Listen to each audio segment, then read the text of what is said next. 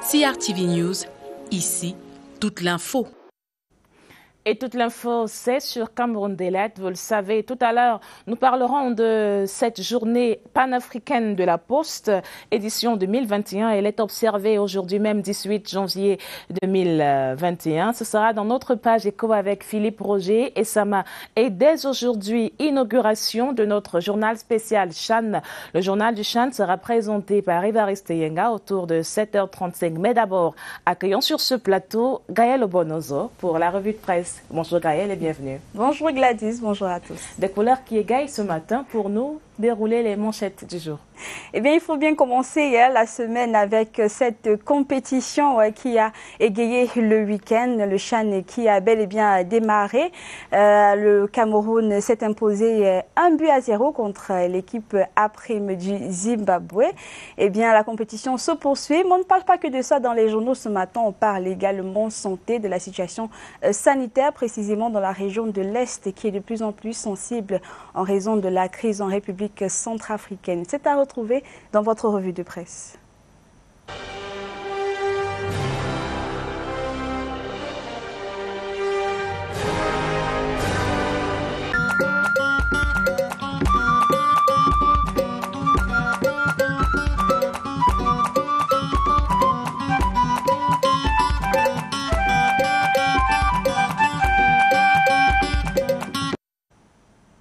Bonjour et bienvenue à Tabloïd de l'édition de ce lundi 18 janvier 2021. L'actualité dans les journaux ce jour, c'est bien évidemment le démarrage du Chan 2020. Le Cameroun est la capitale de l'Afrique depuis ce samedi. Et pour en parler, la voix du centre titre Chan 2021, c'est Doumbombo déchu. Les Lions A-Prime domptent le Zimbabwe. Selon le journal La Voix du Centre, le Cameroun s'est imposé 1-0 le 16 janvier dernier à l'occasion du match d'ouverture de la compétition. Une victoire qui survient alors qu'à la veille, le tribunal arbitral du sport a annulé l'élection de Sédou Mbobojoya à la tête de la FECAFOOT. Eh bien, La Voix du Centre n'est pas le seul journal à en parler. Le journal Hebdo Meyo Mossala, ce jour, titre Paul Biya, indomptable, principal architecte de la réussite de la toute première compétition internationale de football de l'année 2021. Le chef de l'État a reçu les félicitations du président de la FIFA pour ses fermes engagements et les importants investissements consentis en faveur du football et de la jeunesse dans un contexte de récession économique. Passionné de football, terre de champions, le Cameroun accueille l'Afrique et le reste du monde pour la répétition générale avant la Coupe d'Afrique des Nations en 2022. Eh bien, Chan 2020 également une du journal Intégration qui titre Cameroun Flou Fou Foot. Selon Intégration, Sédou Mbombo Joya, retour sur le futur. En plein Chan, la controverse, du moins le controversé patron de la Fédération camerounaise de football est vigoureusement taclé par la FIFA. Le match des communautés d'Afrique centrale à Yaoundé a retrouvé dans le journal Intégration. Également à Ebelova, le niveau de jeu des Lions A-Prime inquiète. Parcours Vita à Douala, c'est gratis. Voilà donc les axes majeurs du journal Intégration pour ce jour. On parle à présent santé dans cette revue de presse. C'est à la une du journal Éco-Santé, santé publique au Cameroun, série épisode 1. La situation sanitaire de la région de l'Est préoccupe. Le journal Éco-Santé se lance donc dans un dossier concernant la situation sanitaire dans la région de l'Est et précise enclavement, longue distance, insuffisance des personnels en qualité et en quantité, manque de moyens de locomotion dans la quasi-totalité des districts de santé et au niveau de la délégation régionale, vétusté du plateau technique des hôpitaux de district et de certains services à l'hôpital régional. Malgré les efforts du ministère de la Santé publique, cette région en proie aux épidémies et à l'afflux des réfugiés centrafricains souffre encore de nombreux maux. Retour des visites inopinées dans sa région. Dr Anissé Désiré Minton Top, délégué régional de la santé publique à l'Est, fait l'état des lieux de la situation sanitaire de la région du Soleil Levant et c'est à retrouver à la une du journal Éco-Santé, l'édition de ce jour. On parle économie, c'est à la une du journal Défis actuels. Défis actuels, loi des finances, le budget 2021 est lancé. Le ministre des Finances a présidé la cérémonie de lancement technique à Ebolova le 11 janvier dernier, invitant ses collaborateurs à œuvrer à l'atteinte des objectifs de consolidation budgétaire. Le journal Défis actuels s'intéresse également au CHAN 2020, ce que Jacques Zoua a sacrifié pour le Cameroun, selon le journal. Avant d'intégrer l'équipe nationale locale du Cameroun il y a un mois, le champion d'Afrique 2017 avait plusieurs offres en Europe, mais a donc choisi l'appel du pays, selon le journal Défis actuels. On reste en économie avec le patronat, toujours à la une des Défis actuels, avec cette grande actualité qui a également fait parler d'elle durant ce week-end.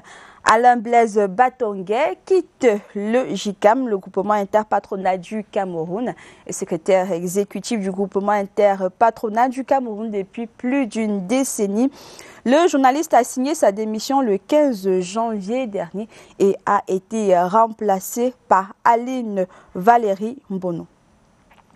Dernière une ce jour, nous allons du côté des Kribi dans la région du sud au Cameroun avec le journal Kribi Matin dans cette revue de presse. Kribi Matin qui titre Antoine Bissaga, 8 ans à Kribi, 33 médailles. Le monument de la préfectorale s'en va. Parcours d'un préfet, déception et témoignages émouvants de la classe politique nationale sur ce grand homme. Et portrait du nouveau préfet. Les dossiers brûlants qui attendent le préfet Nuhu Bello, c'est à retrouver dans le journal Kribi Matin, l'édition de ce jour. À retrouver également la rétrospective 2020 et découvrir les hommes de l'année et les événements qui ont secoué l'océan. Et c'est à retrouver dans le journal Kribi Matin, l'édition de ce lundi 18 janvier 2021. C'est un plaisir pour moi de partager toutes ces unes avec vous. Merci d'avoir été des nôtres.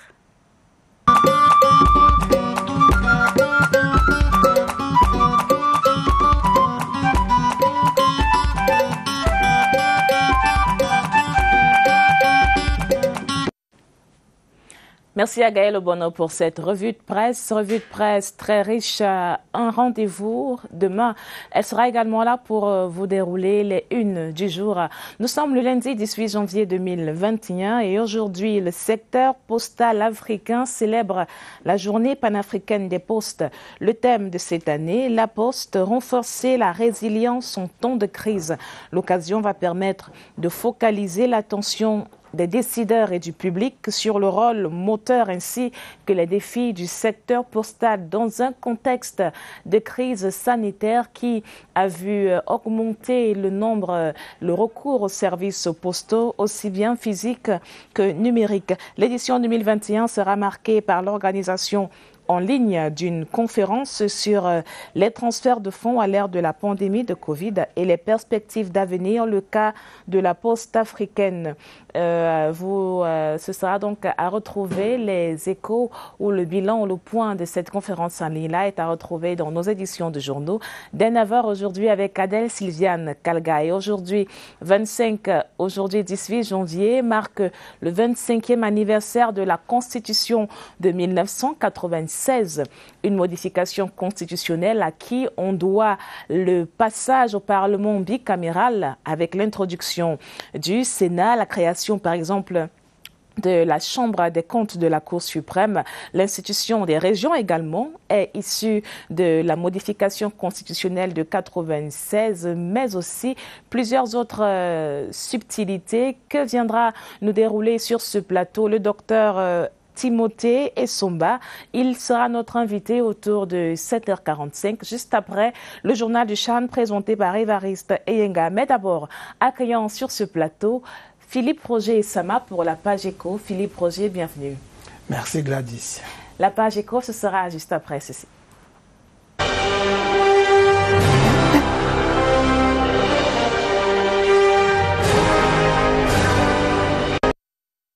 Et pour débuter cette page éco avec vous, Philippe Roger, vous revenez sur cette annonce. Aujourd'hui, 18 janvier, est journée panafricaine de la Poste. Tout à fait, Gladys. Vous avez déjà amplement déroulé cette nouvelle qui est bien entendu la nouvelle du jour, l'une des plus importantes pour ce qui est de l'aspect économique. La journée panafricaine de la Poste se célèbre effectivement ce lundi 18 janvier 2021 sous le thème « La Poste, renforcer la résilience ».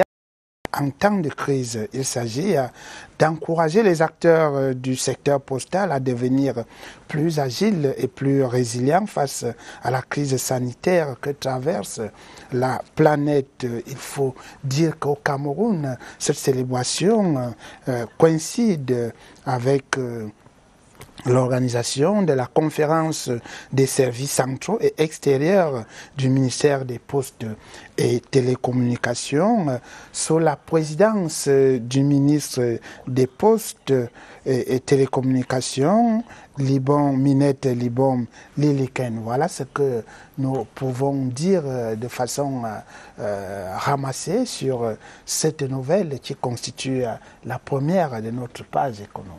Et développement à suivre donc dans nos éditions de journaux sur CRTV News. Autre nouvelle, Philippe Roger, c'est l'atelier d'appropriation de la SND 30. Oui, la stratégie nationale de développement 2030 est résolument à l'ère du temps et le ministère de l'économie organise dès demain, mardi 19 janvier, un atelier d'appropriation de cette stratégie. Il est clair que cette nouvelle boussole de l'économie camerounaise doit être maîtrisée par tous les acteurs impliqués dans sa mise en œuvre. L'intérêt du dit atelier n'est donc plus à démontrer. Les acteurs et participants vont par exemple revisiter les orientations fondamentales de cette SND 30, ses objectifs principaux ainsi que les piliers qui fondent, n'est-ce pas, cette vision. Mais surtout, il faut dire que les grands axes de sa mise en œuvre et ses déclinaisons opérationnelles seront aussi présentés aux participants. La troisième et dernière nouvelle de cette rubrique, Philippe Roger nous donne des échos de l'assainissement du fichier solde de l'État. Oui, Gladys, l'État annonce le recouvrement des salaires indûment perçus par les agents publics suspendus. L'information est contenue dans la circulaire ministérielle relative à l'exécution de la loi de finances 2021. Il s'agit pour le gouvernement de passer là à une autre étape de l'assainissement du fichier solde de l'État engagé il y a près de 3 ans à travers l'opération COPE, comptage physique des personnels de l'État. Mentionnons qu'en 2018, le COPE a permis à l'État de retirer du fichier solde plus de 10 000 agents publics fictifs pour une économie budgétaire annuelle de près de 40 milliards de francs CFA, Gladys. Une opération qui nous a permis de faire beaucoup d'économies. Tout à fait. Revenons à présent, Philippe Roger, aux faits économiques de la semaine écoulée. Et vous avez choisi de nous parler de cette réunion tenue au ministère de l'Agriculture relative à la contribution du Brésil à la dynamique d'atteinte de l'autosuffisance en riz au Cameroun.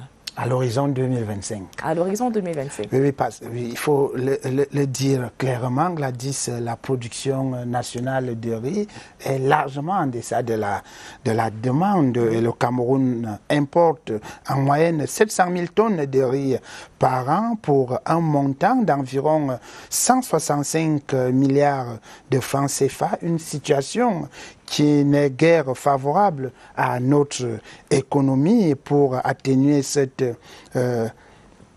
Pour donc atténuer cette situation, le Cameroun compte sur l'expertise brésilienne en matière agricole, d'où l'objet de la réunion tenue par visioconférence jeudi dernier par les officiels camerounais du secteur de l'agriculture et les partenaires brésiliens. C'était grâce à l'entremise de l'ambassade du Cameroun au Brésil. Et je propose, Gladys, que nous écoutions le ministre de l'Agriculture et du Développement rural, Gabriel Mbaérobé, s'exprimer sur la pertinence de ce projet de coopération sud-sud. Depuis 2010, la problématique du riz se pose de plus en plus, en ce sens que le Cameroun importe chaque année plus de 600 000 tonnes de riz et notre balance commerciale est impactée négativement avec plus de 165 milliards chaque année.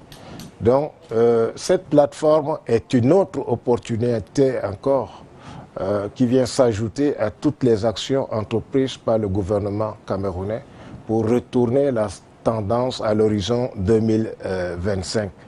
Nous connaissons le Brésil qui est un très grand pays agricole. Aujourd'hui, le Brésil est exportateur de beaucoup de produits tels que le sucre, tels que le soja, tels que le riz, le maïs, le thé. Et le Brésil produit environ 200 millions de tonnes de céréales chaque année.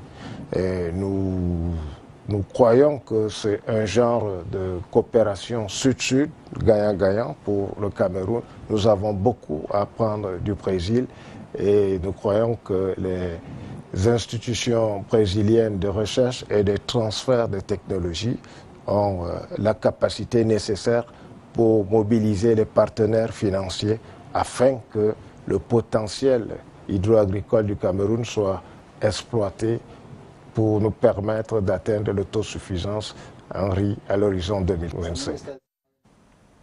Voilà, Gladys, nous nous souvenons que la stratégie nationale de développement 2030 a occupé une place importante dans le discours de fin d'année du président de la République. Et à cet effet, il faisait comprendre que cette stratégie a engagé à une transformation structurelle de notre économie et nous voulons dire que le ministère de l'Agriculture est là de plein pied dans cette dynamique de transformation structurelle à travers l'import substitution. Ici c'est de l'import substitution dont il est question. Il faut renverser la tendance et permettre à notre consommation de riz d'être soutenue par la production nationale pour, n'est-ce pas, équilibrer pour ce secteur notre balance commerciale. Et c'est bien d'avoir le Brésil de notre côté pour nous accompagner vers cette autosuffisance dans la production. Le Brésil dont l'expérience n'est plus à démontrer dans le domaine. Philippe Roger, et si on passait à présent à notre chiffre du jour, 160 milliards de francs CFA. À quoi il renvoie? 160 milliards de francs CFA, Gladys, c'est le montant que le Cameroun entend lever sur le marché monétaire au cours du premier trimestre 2021. On retient 160 milliards de francs CFA que le Cameroun espère lever au premier trimestre, donc d'ici mars, c'est ça? Tout à fait. Merci infiniment Philippe Roger pour cette page éco. On se donne rendez-vous lundi prochain. Lundi prochain, s'il plaît à Dieu. Très bonne continuation, Gladys. Merci. C'était notre page éco de ce lundi 18 janvier 2021. À tout de suite.